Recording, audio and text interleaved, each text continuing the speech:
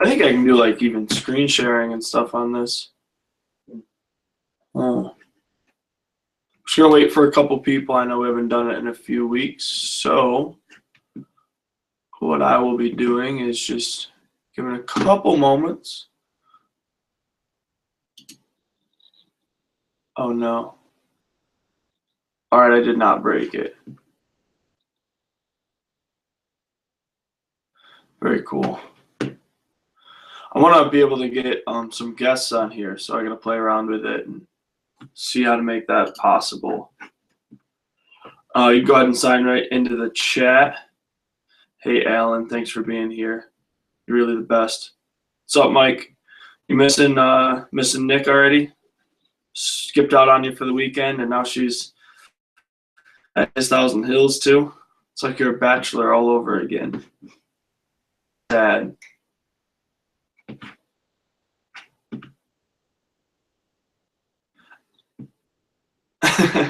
How's the volume? And you're coming to dinner tonight, right?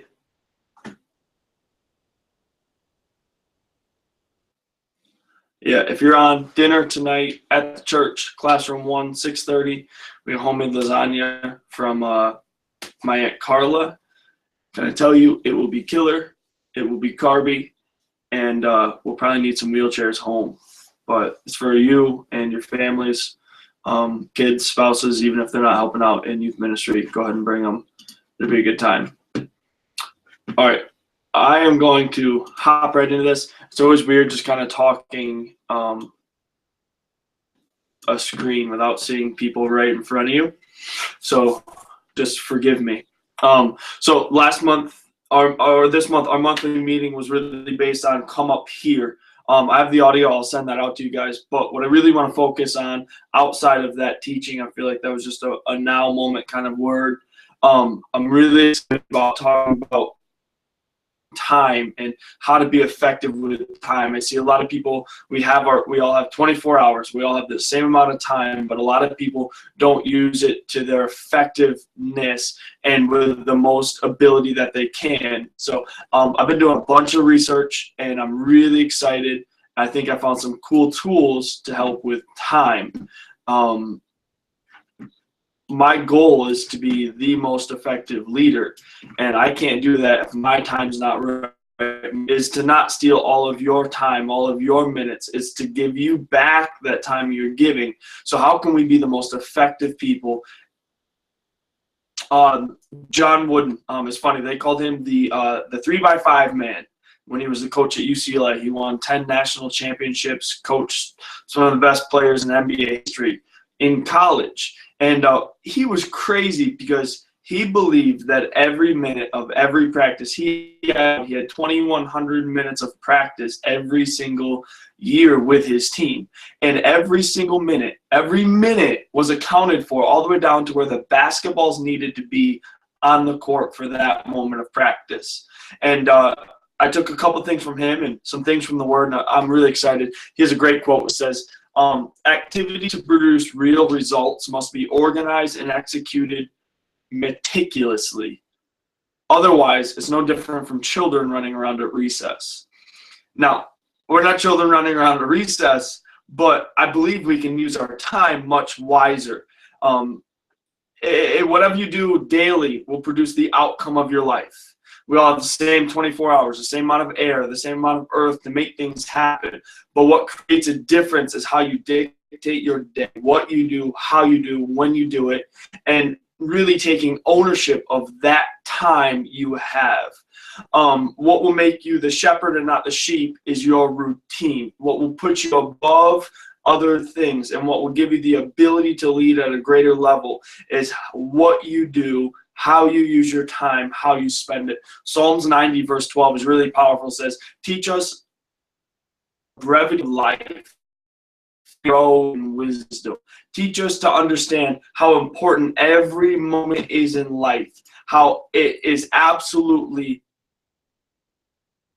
so we can have more wisdom. See, when you have a recognition of time, you have a greater ability to make wise choices. And we all have routines, right? We all have routines. We get up, we shower, we eat, we go to work. Whatever your day might look like, we all have built a routine into life that we're comfortable with. Now, our routine, it must keep you spiritually fresh. You must grow the kingdom with your routine, and you must be able to focus on keeping your family in order. Your priorities need to follow God, family, ministry, kingdom order. Even inside of these things, we see so many people get distracted with little things that aren't as important. What elements of ministry do we focus on? Do we focus on making this piece of paper look perfect? Or do we focus on souls and investment and passing it on? But too often we fail to focus. We simply do the tasks we have. We go throughout life. We take the next step, the next step, the next step, but we fail at really producing proper results. There's a man, his name is Vilfredo Pareto.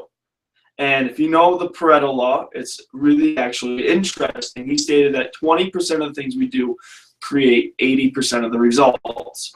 And it's pretty powerful when you really break these things down. Did this, 80% of the wealth was owned by people. In 1906, he observed this, and he also said that 80% of the land was only controlled by 20% of the people. Today, 20% of the world's population controls 80% of the wealth. Now, this goes across the board in life. We can look at so many things, and the 80% of the time we waste, and we don't get great results and things. See, I want to talk today about producing great results with the same amount of time that everybody has. John Wooden had an awesome statement that his dad passed on him. He said, make each day a masterpiece. Said, make every day count. Make it a masterpiece. When you sit back and look at the day, what can you say about it? Was I effective? Did I use my time? Am I happy with what I was able to accomplish today? We need to make it a masterpiece. See, we need to give 100% every single day, because if you really want to be honest about it, you can't make up for a poor effort by giving 110% tomorrow, because you still only have that same amount of time. You can't buy back yesterday. That time is gone. The only thing we can do is give 100% every single day. You don't have 110% to give. You only have 24 hours to give, which most people will sleep 8 of them. You only have 100%, and God wants that every day. He wants that right now. Too often, well, I can slack off a little bit. I can push back, and I'll catch up tomorrow. That mentality will always keep us catching up. But time management, managing that 24 hours that is precious, that we can never get back, is so vital and important. What we need to do is, obviously, everybody needs some form of list of what to accomplish that day. And I'll tell you, most people don't have a list, but you need a list. And this is just easy, of everything that needs to be done that day, that week, that month. And inside of that list, the most important things all the way down to the smallest thing need to be on there. And what you must do, instead of starting from the smallest to the biggest and pushing off that list to the next week with a big goes to a big list of big things to do, start with the biggest, work down, bang them down, get them done. Happen. I was reading an article on Forbes, and it said that the most successful people, like the highly successful people, what they do is they only touch things once. They grab it, they touch it once, and then they don't touch it because they complete it. When we touch something, we need to complete it. We need to grab hold of it and finish it, especially if it's a bigger project, something you don't want to do. You have to figure out what is most important too, though. You need to get your priorities in order. It's funny, people say, well, I don't have time. Well, I don't have time. I don't have time. Well, the truth of the matter is we all only have a certain amount of time. Our priorities are just different. Where do your priorities lie? Do they align with the Word of God? Do they align with what you've said you'll do? Remember, the Word says, let your yes be yes, your no be no. And when your priorities and what you've said you'll do line up, I'm telling you, you got to take care of those things first, take care of the big things, and then move through the rest of what you have to do. Now, Pastor Joel created something that was really, really powerful, and I believe that we should all implement it. He calls it his 10 by 10. Now, he's able to accomplish 10 things every day by 10 a.m. And his schedule's a little bit different. So maybe yours is a 10 by 12. You get those 10 things done by noon. Or however it is, I believe that we all need a 10 by 10. This is now part of your homework. I'll explain what it is. But you need some form of a 10 by fill in the time that works for you. And this is what he does. He does 5 things with his wife as a couple that will build for their marriage. So example, they'll make their bed, they'll read a chapter of the word, they'll pray, they'll take a walk, and they'll eat, all by 10 a.m. to help build their relationship. You say, well, I'm not married. Well, do 5 things in the morning that will prepare you for your spouse. If you have things you know you're lacking, man, I'm sloppy, so I should clean up every morning so my wife doesn't hate me. I hope she's not watching right now. But if you're not married right now, take 5 things that you think would help build you as a spouse and start doing those as part of your 5. If you have a spouse, talk to them, figure out those things so you can move forward.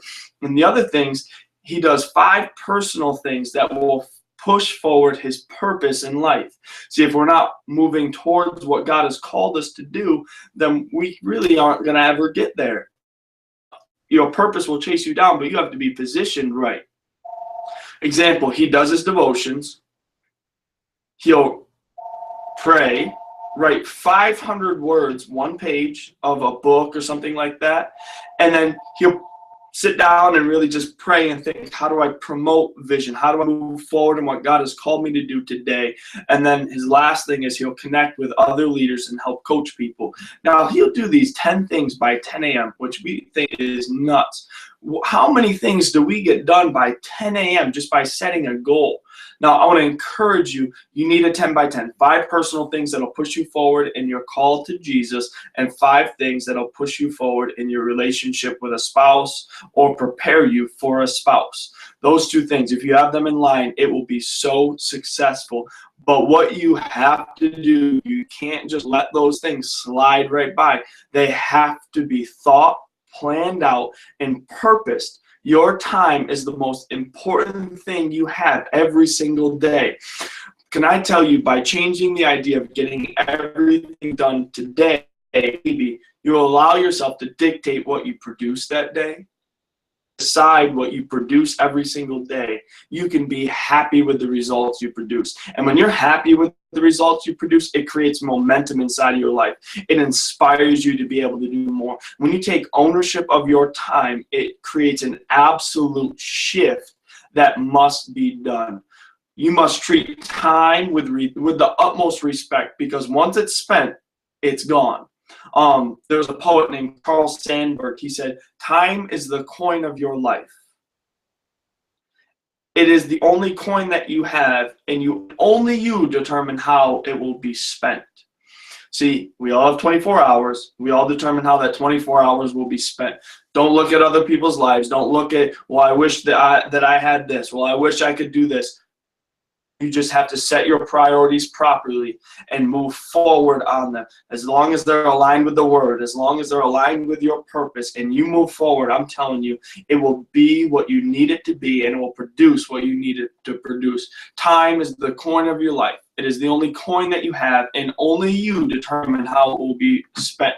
But can I tell you that effective leaders spend it most wisely? Effective leaders spend their time more wisely than they spend their money, because they know, catch this, this is why time is so important. You can spend your time with proper organization and execution, and your hours become longer than 60 minutes. Because what used to take you an hour can now only take you 30 minutes. You can double your production each hour by being effective with each minute.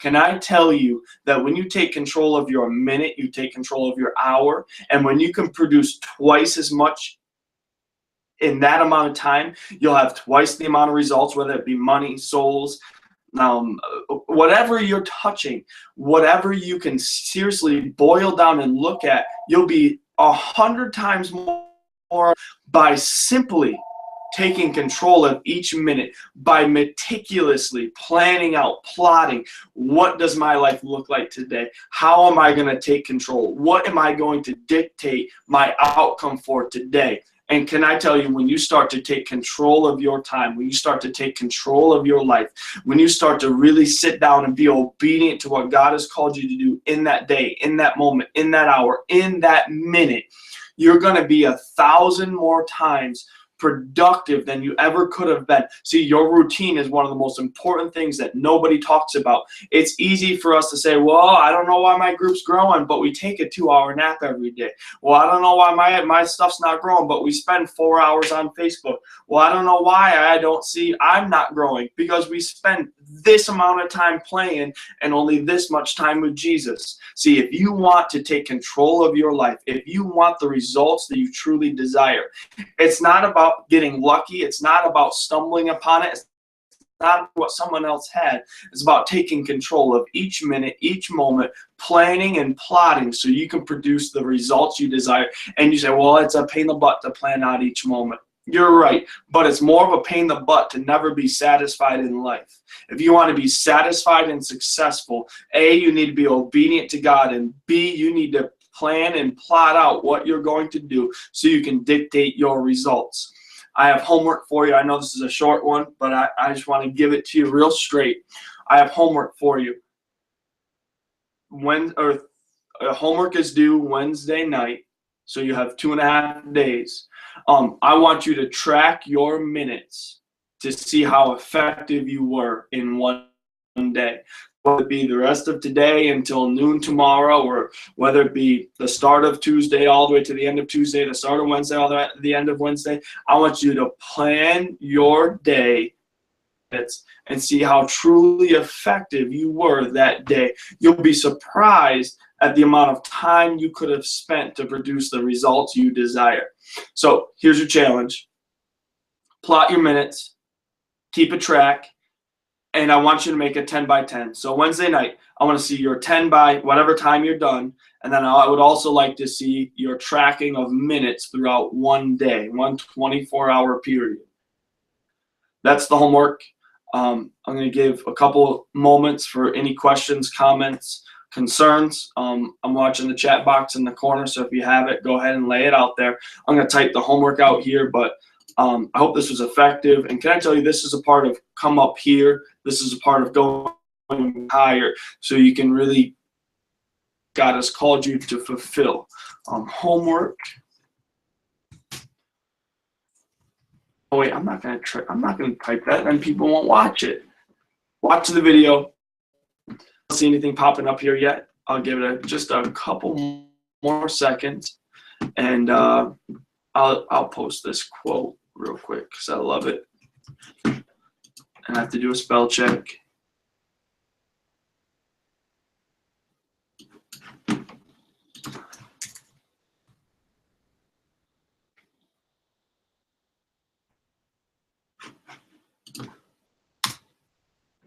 Awesome. Well, love you guys. Proud of you.